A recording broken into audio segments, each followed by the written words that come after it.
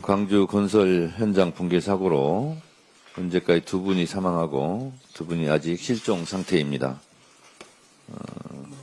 삼가 고인의 명복을 빌며 수색 중인 2분이 무사히 돌아오시기를 바랍니다. 갑자기 날씨가 추워져서 작업에 어려움을 겪고 있는 것으로 알고 있습니다만 수색과 구조를 위해 최선을 다해 주실 것을 다시 한번 당부드립니다. 어제 사고 소식을 접한 즉시 양분남 광주시당위원장에게 현장 급파를 지시했고 어제 양분남 광주시당위원장으로부터 자세한 보고를 받았고 계속 현장을 지켜주실 것을 제가 부탁드렸습니다. 어제부터 12월 임시국회 첫 본회의가 진행되고 있습니다. 민주당은 이번 임시회에서 민생개혁 입법을 신속히 처리하기 위해 총력을 기울이고 있습니다. 어제는 가맹사업자들의 협의권을 확대해 생존권을 지키는 가맹사업법이 발의된 지 10년 만에 통과되었습니다. 그런데 이 가맹사업법에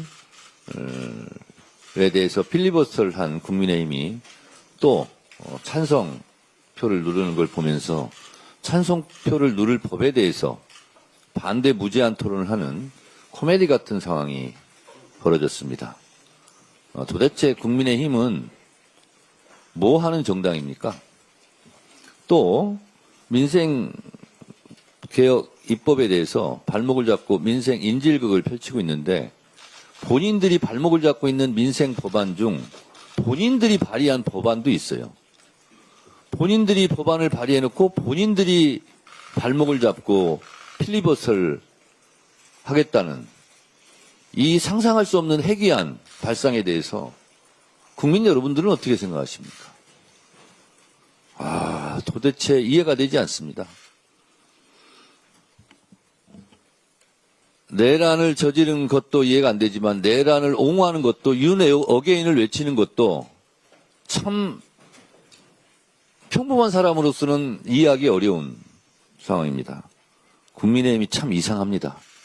베리 스트레인지합니다. 오늘 오후 형사소송법 표결을 시작으로 은행법과 경찰관 직무집행법까지 차례로 흔들림 없이 처리해 나가겠습니다. 그리고 2차 잠시 휴회하고 2차 때 내란 전담 재판부법 등 꼭 필요한 법안도 흔들림 없이 추진하겠고 물리적 시간의 한계로 일월로 미뤄진 사법개혁안도 흔들림 없이 마무리하겠습니다. 국민들이 걱정하는 것은 드러낼 것은 드러내고 보완할 것은 보완해서 충분히 국민들이 받아들일 수 있는 법안을 처리하도록 하겠습니다. 허위 조작 정보의 불법 정보 근절을 위한 정보통신망법이 개정안이 국회 과방위를 통과했습니다. 정보통신망법은 허위 조작 정보와 불법 정보임을 알면서도 고의적 의도적으로 유포하여 개인 또는 공공의 법익을 침해한 자에게 손해배상의 책임을 지게 하는 것입니다. 다수의 국민이 입을 수 있는 명예훼손 등 유무형의 손해를 막고 국민의 알 권리를 두텁게 보호하기 위한 개혁안입니다. 부작용을 막기 위하여 여러 가지 장치도 함께 마련했다는 점을 말씀드립니다. 더불어민주당은 앞으로 언론인, 시민단체 등과 더 긴밀하게 폭넓은 소통을 통해 개혁안을 더욱 완벽하게 다듬겠습니다.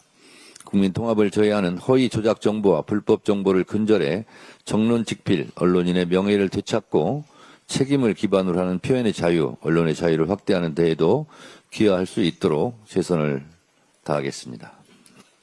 이 정보통신망법이 통과가 되면 제가 약속했던 검찰개혁, 언론개혁, 그리고 앞으로 1월 달까지 추가하게 될 사법개혁에 대해서 국민 여러분께 약속한 것을 지켜드리는 것이 되겠습니다. 12.3 비상계엄 내란이 성공했다면 대한민국은 어떻게 되었을까? 우선 노상원 수첩이 실행되었을 테고 그랬다면 이재명 대통령, 한동훈, 우원식, 조국, 정청래 등은 살해되었을 것입니다. 지금 이 세상 사람이 아닐 것입니다. 국회의 기능은 마비되고 행정부는 계엄군이 장악하고 국민들은 통제의 압제에서 자유를 잃고 어디론가 끌려가 고문과 죽음의 공포 속에 고통을 겪고 있을 것입니다. 암흑천지가 되었을 것입니다. 아비규환의 현장이었을 것입니다.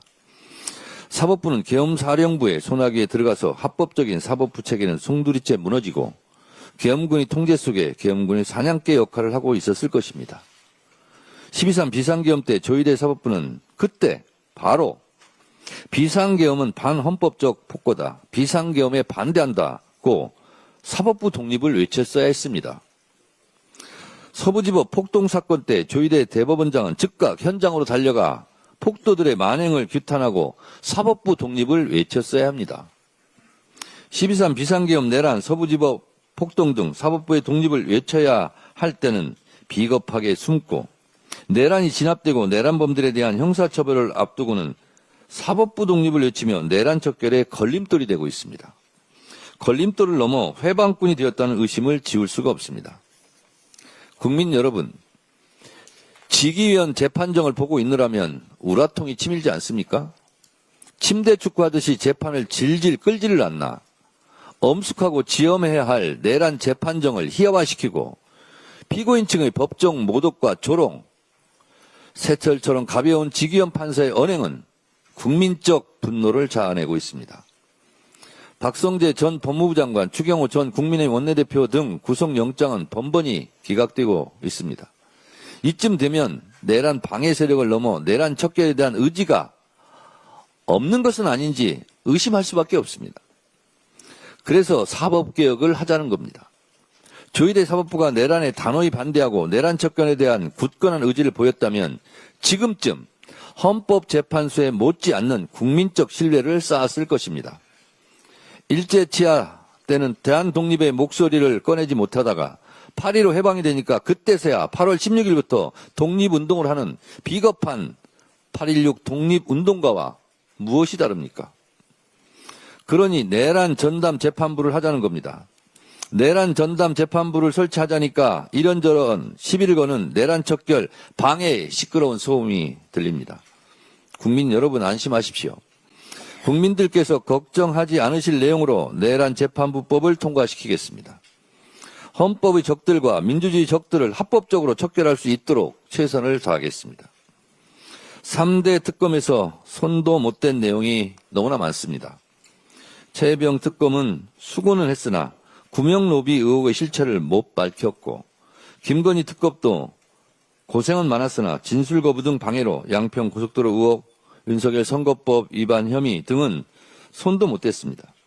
내란 특검은 여러 성과를 냈으나 노상원 수첩의 진상, 내란의 최초 시발점, 최초 공모자 등은 여전히 오리무중입니다. 외환죄도 제대로 수사가 안 되었습니다. 내란 척결 이대로 끝낼 수는 없습니다. 2차 종합특검으로 미진한 수사를 계속해야 합니다. 내란과의 전쟁은 지금도 현재 진행형입니다. 내란은 아직 끝나지 않았습니다. 끝날 때까지 끝난 것이 아닙니다. 독일처럼 프랑스처럼 내란범들에 대해 끝까지 추적해서 내란의 티끌까지 법정에 세워야 합니다. 프랑스 공화국이 관용으로 건설되지 않았듯이 대한민국의 사법정의가 바로 설 때까지 내란범에 대해서는 적어도 내란범에 대해서는 무관용의 원칙으로 처벌해야 합니다. 오늘의 범죄를 처벌하지 않는 것은 내일의 범죄에 용기를 주는 것이기에 죄악에 눈 감지 말고 대한민국 민주공화국의 기강을 바로 세워야 합니다. 더불어민주당이 그렇게 하겠습니다. 다음으로 김병기 원내대표의 발언이 있겠습니다. 46년 전